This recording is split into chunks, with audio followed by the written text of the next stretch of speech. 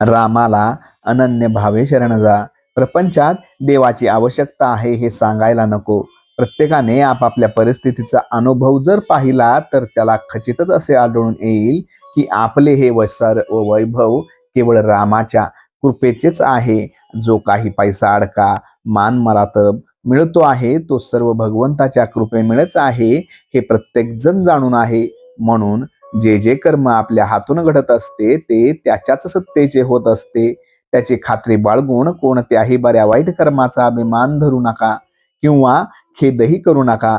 गर्व झालाच तर रामाची आठवण करा, तो तुमचा अभिमान नष्ट करील.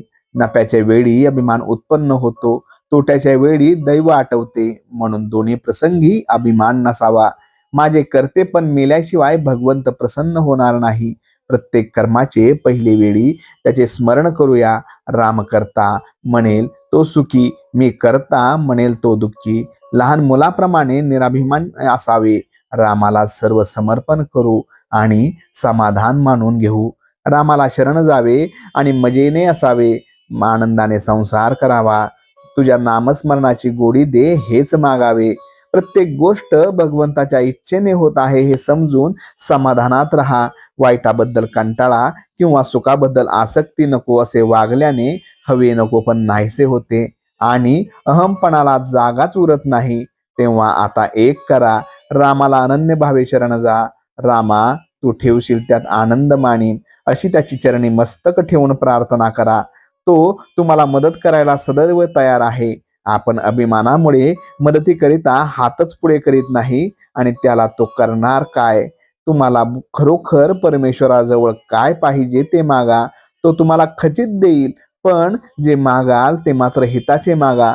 समर्थ रामदास हे मनोभावे रामाचे दास झाले म्हणून ते समर्थ होऊ शकले. त्यांची जगताची आस सोडली आणि रामाची सेवा पत्करली. जो जगाचा स्वामी होईल, म्हातारे असतील ज्यांनी भगवत भजनात आपला वेळ घालवावा आणि तरुण असतील त्यांनी भगवत स्मरणात कर्तव्याला चुकू नये. हाच समाधानाचा मार्ग आहे. यातच सर्वस्व आहे. जो भगवंताच्या प्रेमात नेहमी निमग्न राहतो त्याला उपदेश करण्याची जरुरी नसते.